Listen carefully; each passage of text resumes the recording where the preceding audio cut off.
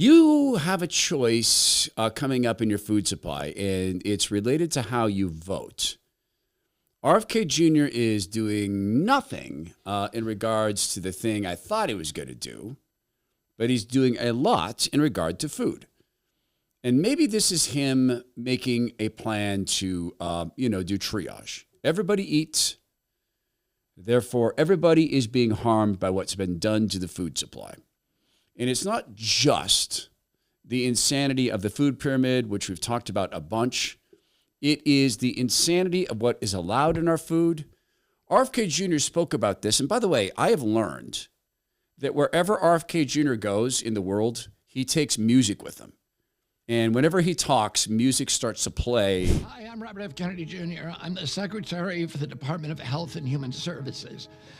In the final months of the election, President Trump repeatedly called for removing toxins from our food supply. He added his voice to the millions of Maha moms who were touting the Make America Healthy Again agenda. The first step is radical transparency because right now, not even the U.S. government knows what's in our food. In 1958, the government created a designation called Generally Recognized as Safe, or GRAS, so that we can make common ingredients like salt and baking soda exempt from testing. But today, it isn't just salt and baking soda. Food companies and cooperative regulators have enlarged the GRAS exemption so that these companies can decide for themselves whether a substance is generally recognized as safe. No FDA approval is needed. European nations, on the other hand, require that a chemical be proven safe before it becomes a food ingredient. In our country, the GRAS standard means that every chemical is presumed safe until proven dangerous, and that proof might not happen until millions of Americans are sick with chronic disease. That's happened. Millions of Americans are sick with chronic disease. It's happening with our kids. Since Tony Fauci had been running the CDC, I think it went from 6% of kids with chronic illness to something like 28% or more. We know about the proliferation of psychotropic drugs, etc. We know about the proliferation of nervous tendencies and ADHD, they call it. I don't even know if that's a thing. Sometimes it's just kids have trouble paying attention. You're going to have a choice to have food the way God intended or to have even more chemicals, because lurking in the background to this, and praise God for what RFK Jr. is doing here, but lurking in the background is an attempt to get a complete waiver from known carcinogens going onto and then into your food. I'll show what I mean in just a second. This is an opportunity to vote your way to having access to foods you can trust, because if this thing goes through, you're probably not even going to know which foods have been coated in chemicals, because interestingly, in some cases, you can call something organic if it's treated with chemicals after it comes out of the dirt. We'll talk about this in just a second. Sometimes chemical compounds are necessary, and there's certain chemical compounds you are going to want to have on hand. For instance, ivermectin, hydroxychloroquine, and antibiotics, key important antibiotics. In the case of something like an EMP attack, which our country is very, very vulnerable to, you're not going to be getting shipments of drugs. For how long? Who knows? So you're going to want to be prepared, particularly with antibiotics. When the next so-called pandemic occurs, you may not want to sit and wait to see what the so-called medical authorities are going to allow you to have. You might want to have on hand right now hydroxychloroquine and ivermectin. So buy it from the source. I get it. There's some very famous conservative websites that have launched some health freedom companies, and they're cool. Great branding. Lots of celebrities behind them. But they are simply lead generation outfits. That's it. That's what Biden would call them. This is outfits. So you give them your name, address, etc. They take that and they sell that to real pharmacies and doctors. And they mark up and you mark up and these guys mark up and you pay more. But here's where this really, really matters. If you have a question, like, wait, I can't read this dose. This is dosage. This doesn't make sense. And I took this, but call the pharmacy. Call All Family Pharmacy. They've been in this game for a long time. They're truth tellers about the technocratic medical class. They can get you your drugs in as short as 2 to 4 days if it's really necessary overnight. And they're there to answer questions. In the case of those lead generation firms, you don't even know what the pharmacy was.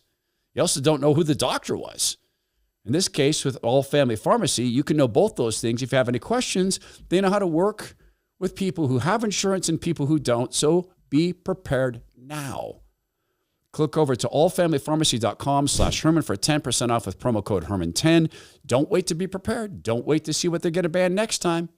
Protect yourself and your family today. Visit allfamilypharmacy.com/Herman and use coupon code Herman10 to save 10%.